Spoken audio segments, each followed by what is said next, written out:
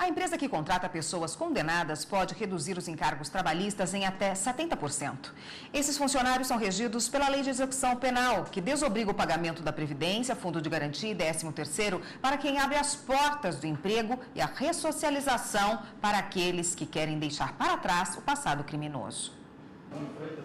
Depois de cumprir 18 anos da pena, ele finalmente conseguiu trocar o regime fechado pelo domiciliar. Há 4 anos tem um emprego. Faz parte da equipe de apoio administrativo da Fundação de Amparo ao Trabalhador Preso. Rotina bem diferente da de quando foi condenado a 44 anos de prisão por assalto e formação de quadrilha.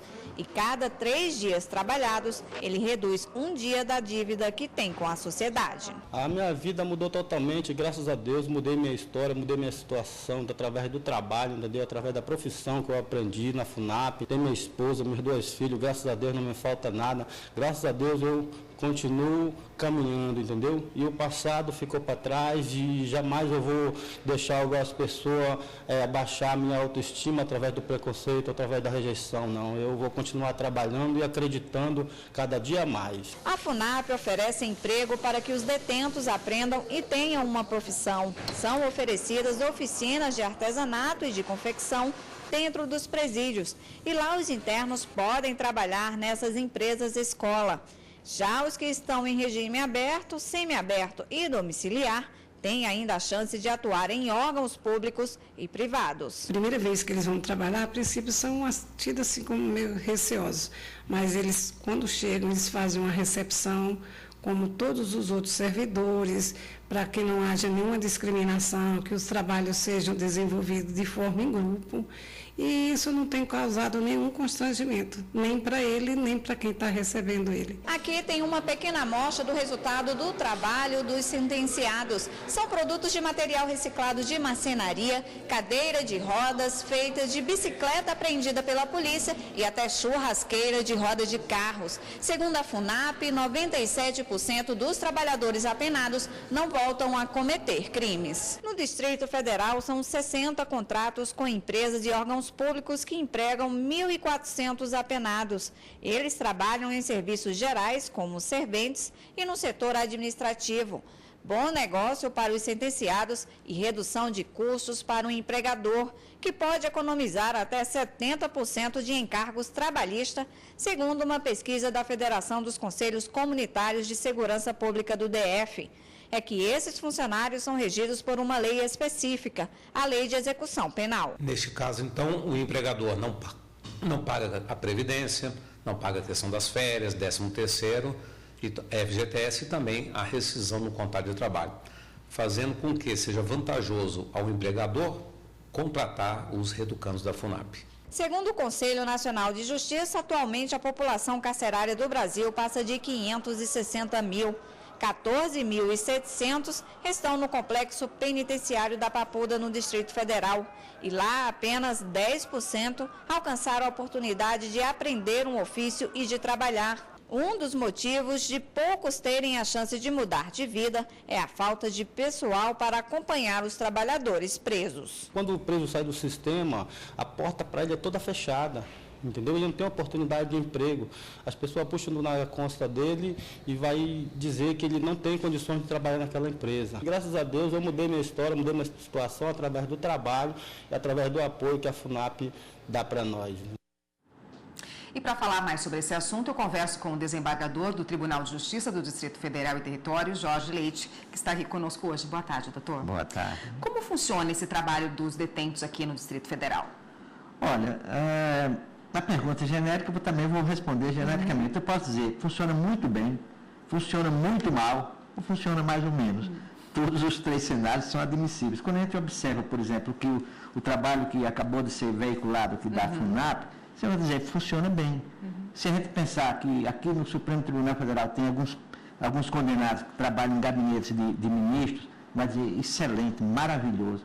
Agora, quando a gente percebe, quando a gente observa que são 1.400 pessoas, segundo os dados da FUNAP, para uma população carcerária de 14.200 presos de Brasília, Então, menos de 10% são atendidos por isso aí. Então, eu digo que funciona, nesse aspecto, funciona muito mal, precisa muito ser feito. Apesar do trabalho da FUNAP, da abnegação dos seus servidores, a verdade é que isso é uma tarefa, a ressocialização do preso é uma tarefa de todos nós, como cidadãos, a comunidade, vencer preconceitos, né, discriminações, e depois que ele termina o cumprimento da pena, vem outra parte mais dolorosa, tem que se virar sozinho. Enquanto ele tem o beneplácito de um convênio realizado pela FUNAP, está tudo razoavelmente bem. Na hora que ele se desliga, terminou de cumprir sua pena, ele fica sozinho. E a sociedade é que tem que entender isso com ele. E qual a importância desse trabalho, dele aprender um ofício dentro da prisão, dentro do sistema onde ele está inserido, para a vida dele, para a reinserção na sociedade e ressocialização? Olha, é fundamental. O preso que prestou depoimento agora, declarou há poucos momentos atrás, falou em autoestima. A experiência que a gente tem como juiz da execução penal durante mais de 6 anos, aqui de 92 a 98, é que os presos condenados normalmente são pessoas de baixa autoestima.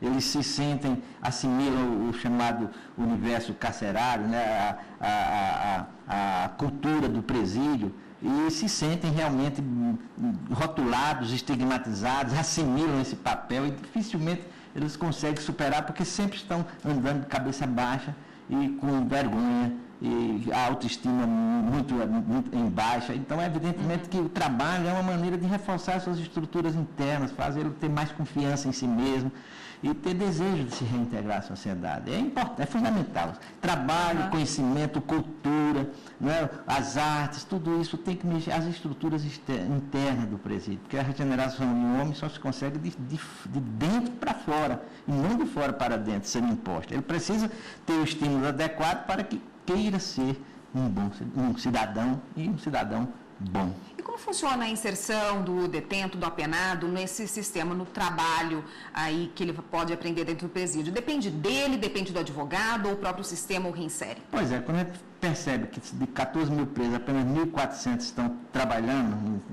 em convênios da FUNAP, a gente vê que há um problema muito sério. A demanda é enorme e a oferta de postos de trabalho é muito reduzida.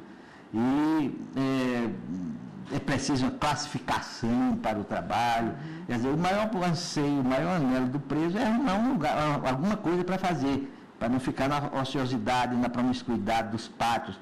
Mas isso depende de uma seleção, de comportamento, de QI, de indicação de alguém, de pedido de advogado, da família que procura. Né? Quer dizer, sempre a admissão em posto de trabalho é sempre muito dificultosa, né? Porque tem muita gente querendo e poucas vagas a oferecer. E qual é a diferença do trabalho exercido aí dentro do presídio, quando uma empresa leva o serviço para dentro do presídio, daquele exercido pelo preso que já está em semiaberto, que está no regime aberto fora? É diferente o contrato? Como funciona? Não, há algumas diferenças, porque dentro do presídio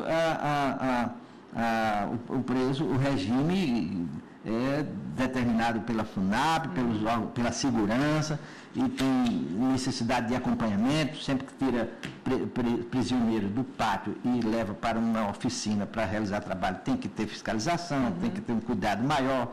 No semiaberto, o preso está, apenas dorme no estabelecimento prisional, que é o Centro de Progressão Penitenciária, existente no CIA, deve ter cerca hoje de 2.000 presos.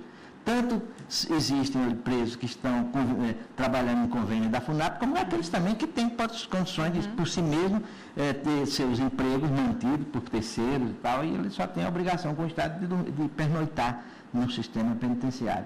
O regime aberto é uma prisão domiciliar, ele está por conta própria, embora ainda possa ter alguma vinculação com a FUNAP. Me lembro de um caso, inclusive, de um preso condenado nessa fase da sua pena, que eu concedi, na época que eu ainda era juiz da execução, nos idos de 97, ele foi indultado e veio, uma semana depois, veio no meu gabinete choroso, pedindo para desindultar, porque sem a proteção, sem a cobertura do guarda-chuva da FUNAP, ele não tinha colocação no mercado de trabalho.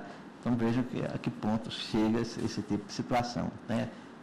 Tá ótimo, doutor. Muito obrigada pela participação do senhor no Dia do Trabalho, uma entrevista muito importante aqui no Jornal da Justiça, primeira edição. Eu conversei com o desembargador do Tribunal de Justiça do Distrito Federal e Território, Jorge Leite. Obrigada. Eu que agradeço a oportunidade de expor essas ideias, que eu acho que a sociedade inteira precisa se conscientizar de que o preso vai voltar para as nossas ruas e a gente precisa preparar este preso para esse retorno e a nós mesmos para recebê-los. Com certeza. Obrigada. Até uma próxima. Até mais.